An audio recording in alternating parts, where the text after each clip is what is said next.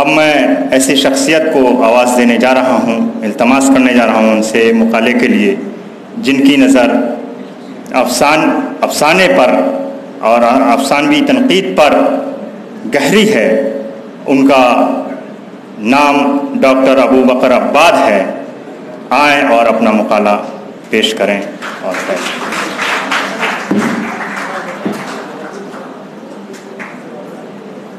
بہت شکریہ شمیم صاحب۔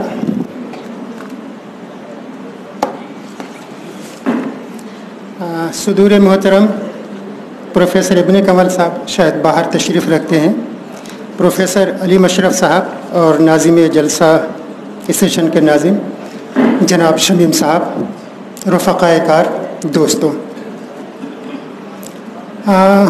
مضمون کا عنوان ہے دبستان دکن کا نمائندہ شاعر محمد قلی قطب شاہ۔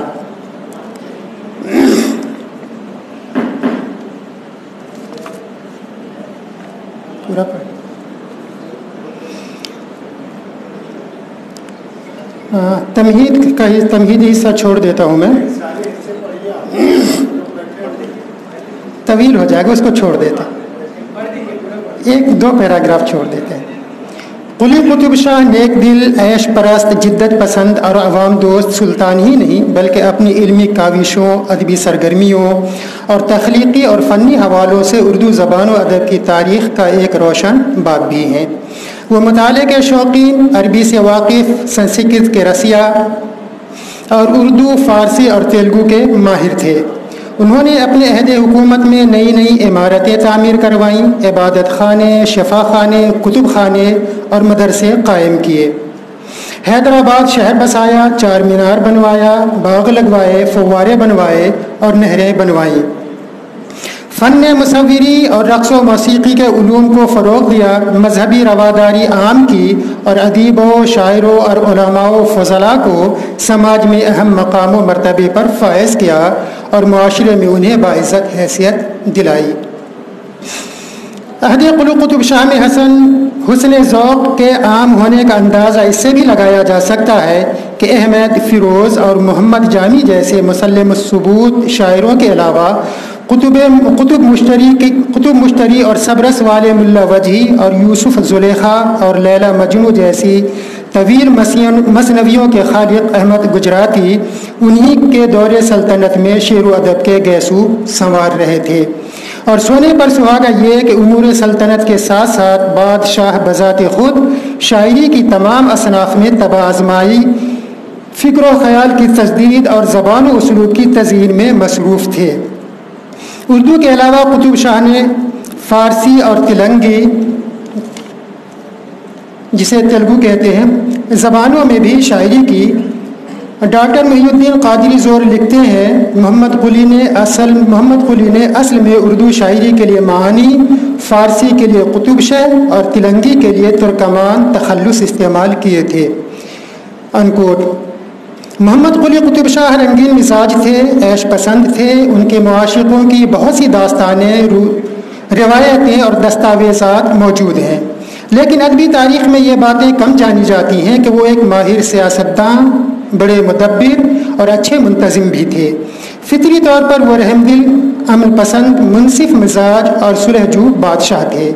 شہری اور فوجی انتظامات سے ہمہ وقت باخبر رہتے، امور سلطنت سے گہری دلچسپی لیتے، بغاوتوں کو فرو کرنے کے لیے نہ صرف میدان جنگ کا رخ کرتے بلکہ ایک تجربہ کار سپاہی کی طرح نبرد آزمائی بھی کرتے تھے۔ تاریخ بتاتی ہے کہ انہوں نے اکثر مہمات میں بذات خود شرکت کی تھی۔ پروفیسر عبد المجید صدیقی لکھتے ہیں، کوٹ، محمد قلی کی بیدار مغزی قابل تحسین ہے، باوجود عیاشانہ زندگی کے وہ کسی چیز سے بے خبر نہیں رہا۔ جب کبھی شورش اور بغاوت ہوتی تھی وہ فوراً اقدام کرتا اور ہر شورش کا کلہ بکلہ جواب دیتا تھا۔ اس طریقے سے اس نے دشمنوں کو زیر کیا۔ تاریخی گولکنڈہ۔ سب سے اہم بات یہ ہے کہ قلی قطب شاہ حد سے زیادہ جدت پسند تھے، تعمیری زندگی میں بھی اور تخلیقی زندگی میں بھی۔ مثلا وہ پہلے بادشاہ تھے جنہوں نے 4 پشتوں سے چلے آ رہے شاہانہ روایتی تاتاری لباس کو ترک کر کے علاقائی لباس اختیار کیا۔ عوام کی دلچسپی کے لیے متعدد نئی رسومات اور تقریبات کا چلن شروع کیا اور شہر کی تعمیر و تزئین اور ترقی کے منصوبے بنائے۔ اسی طرح انہوں نے شاعری میں اپنی خاص محبوباؤں کے چال ڈھال، اوصاف و اعمال اور سراپے کو نظم کا مستقل موضوع بنایا، اور اردو فارسی کے شعری روایت میں نہ صرف محبوب کا جنس لطیف ہونا ظاہر کیا بلکہ پہلی بار محبوباؤں کا ذکر ان کے حقیقی ناموں سے کیا۔ اردو میں موسم، ماحول، تہوار، تقریبات، رسم و رواج اور بود و باش پر نظمیں لکھنے کا آغاز کیا۔ کھیل کود، غریبوں کی زندگی کے حالات اور تاجروں کی زندگی کو شاعری کے موضوعات میں داخل کیا۔ وطن دوستی کے اظہار کی بنا ڈالی اور ایرانی پھولوں اور پرندوں کے بجائے ہندوستانی پرندوں، جانوروں، جانداروں اور پھولوں سے باغ شاعری کو آباد کیا۔ مثلاً کوئل، مور، ممولے، ہنس، بیر بوٹی، بہری، پپیہا، کھنچن جسے شیامہ کہتے ہیں، راوی طوطے کو کہتے ہیں، کوے، بھونرے، جگنو، ہاتھی، ہرن، چیتا، باغ، مگرمچھ، مچھلی، سانپ، سپولے اور میڈک وغیرہ، ان تمام چیزوں کا ذکر انہوں نے اپنی شاعری میں کیا ایرانی جانوروں کی جگہ۔ انہوں نے ہندوستانی آلات موسیقی مثلاً مردنگ، شنکھ، تمبورا، طبلہ، ڈھول اور بین وغیرہ کا اپنی شاعری میں بارہا ذکر کیا ہے، اور مظاہر قدرت اور فطرت پرستی پر اولین نظمیں لکھی۔ کہنا چاہیے کہ دراصل اسی روایت کی توسیع کو نذیر اکبر آبادی روایت کی توسیع نذیر اکبر آبادی نے بعد میں کی۔ قطب شاہ نے ایک اور جدت یہ کی کہ مذہبی کلام میں عیش پسندی کو شامل کیا اور عیش پسندانہ کلام میں مذہب و عقیدت کی آمیزش کی۔ اس عیش و عقیدت کی آمیزش یا دو متضاد تصورات کی شمولیت کا طور بہت بعد کو فیض احمد فیض کے یہاں عشق اور انقلاب کی صورت جلواگر ہوا۔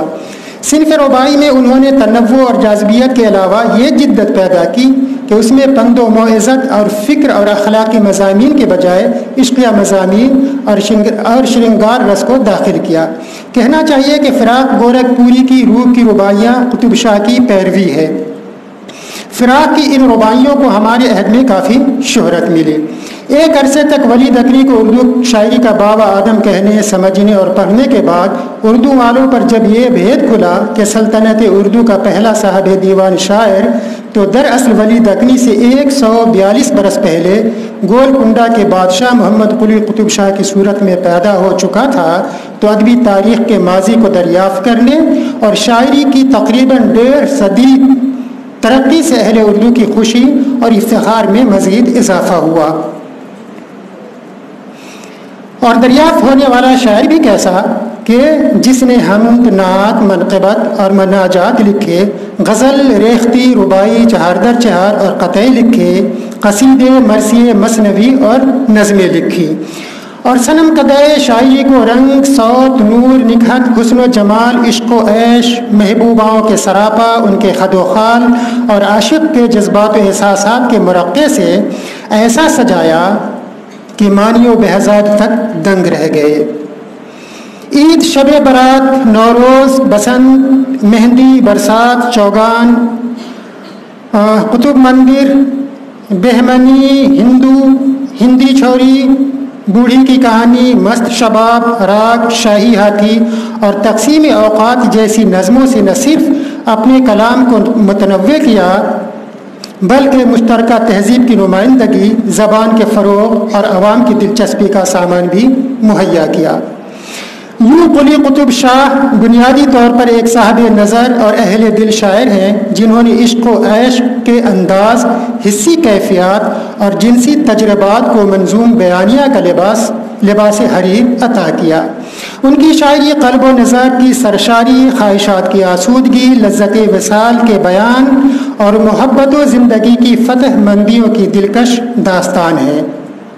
اس لیے قطب شاہ کے یہاں حسن و عشق کی وارفتگی، طرب و نشاط کی ہم آہنگی اور محبوب کی سپردگی تو عام ہے ہی، عاشق کی بے قراری، خود فراموشی اور شیریں دیوانگی بھی شاذ نہیں۔ ان کی عقلیب شاعری کا محبوب سراپا ناز و ادا، حسن کے بے کراں اور نیاز مند و متی سراپا ناز و ادا، حسن بے کراں اور نیاز مند و متی ہے، اور عاشق ہمہ تن عشق کامیاب و بامراد اور صاحب لذت و انبساط ہے۔ اپنی شاعری میں قلی قطب شاہ کہیں بھی حیات و کائنات، اپنی ذات اور دنیا کی نعمتوں کی نفی نہیں کرتے۔ وہ عرضی محبت کی مے سے مخمور ہیں اور جنسی اور جسمانی عشق و عیش پر نازاں ہیں۔ سچ تو یہ ہے کہ قطب شاہ نے اپنے جمالیاتی ذوق، رومانی شعور اور تخلیقی وجدان سے نسوانی حسن کو ایسے پیکروں میں ڈھالا ہے جو کھجوراہو اور ایلورا کے محض مجسمے نہیں، جنت شداد کی متحرک ملکائیں معلوم ہوتی ہیں۔ کانپتے ہونٹ، سینوں کی گدراہٹ، ان کا ارتعاش، بدن کی موزونیت، متناسب اعضاء، کمر کی لچک، نین کی مٹک، چنچل انداز، لاپرواہ آنچل، گالوں کے پھول پر تل کا بھانورا، خماری آنکھیں اور متوالی چال سے حریم شعر میں ایسی رعنائیاں اور جلوہ سامانیاں پیدا کی ہیں کہ طبیعت اشش کر اٹھتی ہے۔ دکنی شاعری کی یہ محبوبائیں شاعرانہ تخیلات کی معشوقائیں اور اندر صبا کی بناوٹی پریاں نہیں، بلکہ یہ جسم، جنس اور ناز و ادا سے معمور وہ بھرپور عورتیں ہیں جو محصور تمدن بھی ہیں اور ترغیب آمیز بھی۔ قلی قطب شاہ کی شاعری میں نسوانی پیکر اور جنسی بیان کے ہم رکاب تقریباً ہر جگہ مذہبی عقیدت کا اظہار ملتا ہے۔ شاید کہنے کی ضرورت نہیں کہ جنس کو تقدس سے وابستہ کرنے کا یہ خالصتاً ہندو دیو مالا سے اثر انگیزی کا نتیجہ ہے، اور شیومت فلسفے کا وہ ہندوستانی تصور ہے جس میں برہما کی دریافت کے نظریے کو جنسی لذت انگیزی کے حوالے سے سمجھنے کی کوشش کی گئی ہے، اور جنسی لذت کو روحانی سرشاری کا ذریعہ بتایا گیا ہے۔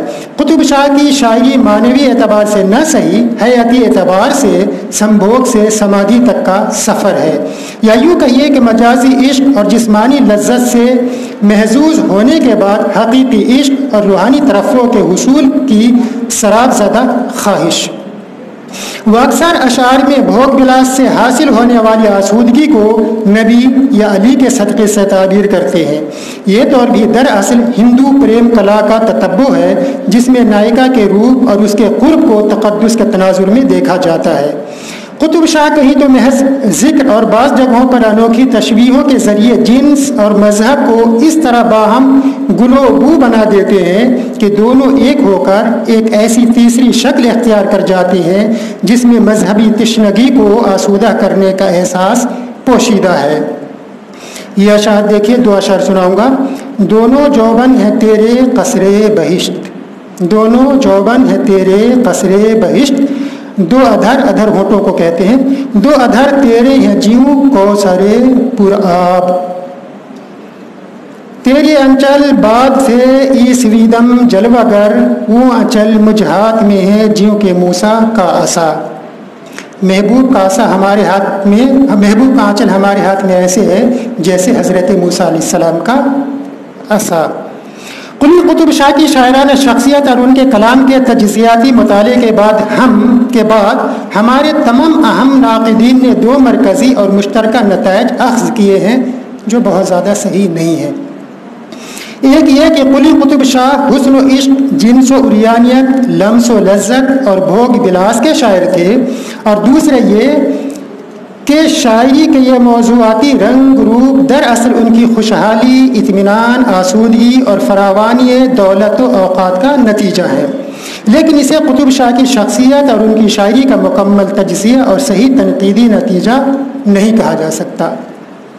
واقعہ یہ ہے کہ کسی بھی تخلیق کے رنگ و آہنگ اور اس کے مزاج کی تشکیل میں تخلیق کار کا ماحول، اس کے ذاتی تجربات، مزاج اور اس فن کا مطالعہ و مشاہدہ جس کی وہ تخلیق کر رہا ہے اہم کردار ادا کرتے ہیں۔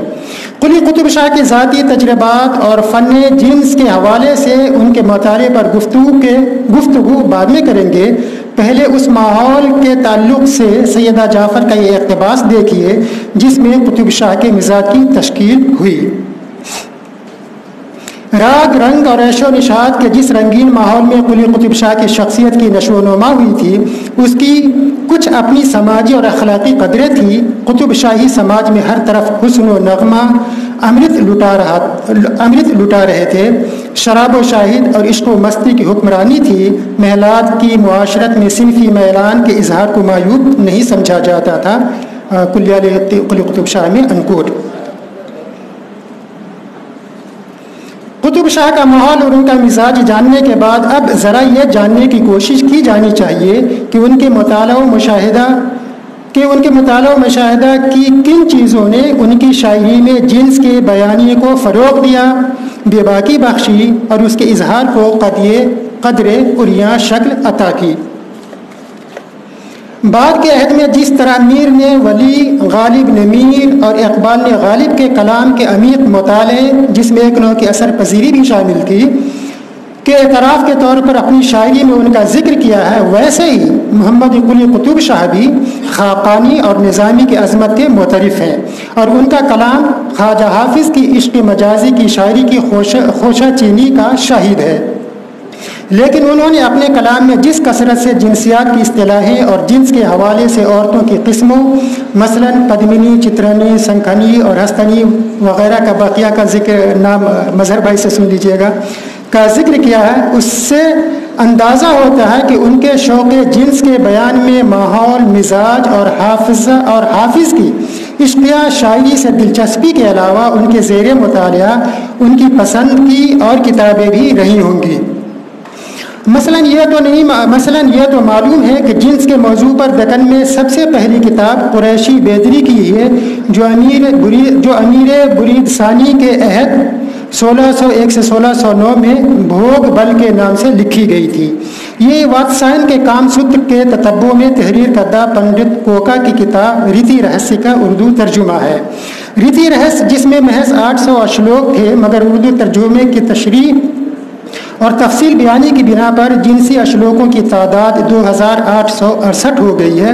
بحوالہ کلیت کو درج کر کے اسے ہندوستانی رنگ و آہنگ سے آراستہ کیا۔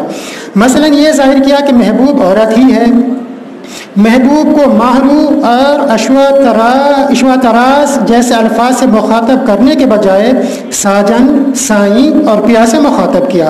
باغباں کے لیے مالی، شراب کے لیے مد، میخانے کے لیے مد گھر، پیر مغاں کے لیے مد پیر، آب حیات کے لیے خضر نیر اور دخت رز کے لیے انگور رنجن اور جگت کے گسائی جیسے ناموں سے پکارتے ہیں۔ عشق اور محبت کو پیر، پیم، نی، دل کو جیا، ہیا، من اور بوسے کو چمبن کہتے ہیں۔ محبوب کے گیسو کے لیے کیس اور الگ، ابرو کے لیے بھاؤں، آنکھوں کے لیے چک، نین اور لوچن اور ہونٹوں کے لیے ادھر جیسے ہندی الاصل الفاظ کا استعمال کرتے ہیں۔ ایک دلچسپ بات یہ ہے کہ قطب شاہ نے صرف 50% غزلوں میں قافیے کا التزام رکھا ہے۔ اور کیا یہ حیرت کی بات نہیں ہے کہ قلی قطب شاہ اس زمانے میں قافیے کی پابندی کو غیر ضروری سمجھتے تھے، جبکہ صدیوں بعد جدیدیت کے عہد میں یہ آواز اٹھائی گئی کہ غزل کو قافیے سے آزاد ہونا چاہیے، یہ غیر ضروری ہے۔ عظمت اللہ خان نے لکھا کہ کوٹ اب وقت آ گیا ہے کہ خیال کے گلے سے قافیے کے پھندے کو نکال دیا جائے، انکوٹ سریلے بول سے۔ مقدمہ شعر و شاعری میں حالی نے بھی اس جانب توجہ دلائی تھی، اور اس سے بھی زیادہ حیرت کی بات یہ ہے کہ قلی قطب شاہ نے اردو کے ابتدائی دور میں الفاظ کے انتہائی محدود سرمایہ سے شاعری کو اس طور لفظی اور معنوی خوبیوں سے معمور کر دیا کہ کسی کمی کا احساس تک نہیں ہوتا۔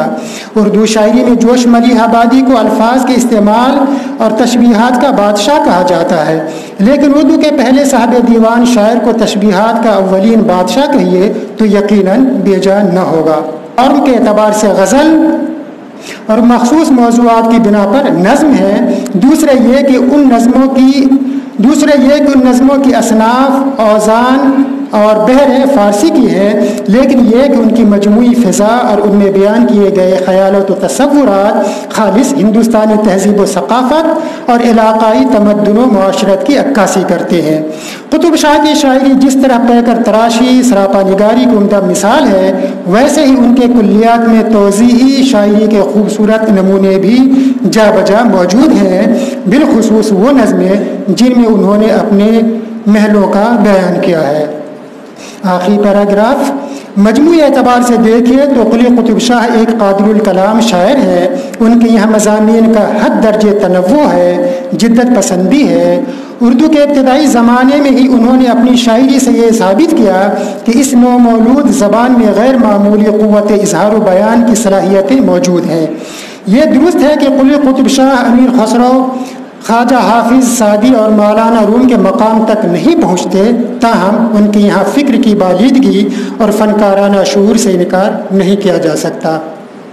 یہ پہلے شاعر ہیں جنہوں نے 2 نہیں پورے 17 تخلص اختیار کیے اور ہر ایک کو شاعری میں برتا بھی۔ قطب شاہ کی شاعری کی شناخت محض تاریخی تسلسل اور لسانیات کے حوالے سے نہیں، بلکہ اپنے انوکھے موضوعات، مخصوص انداز، حسن و عشق کے دلکش بیان اور جذبات و کیفیات کے بے باکانہ اظہار کی وجہ سے پسندیدہ خلائق اور 400 سال سے زیادہ سے مطالعے کا موضوع بنی ہوئی ہے۔ آپ لوگوں کا بے حد شکریہ کہ اتنے سکون سے سنا۔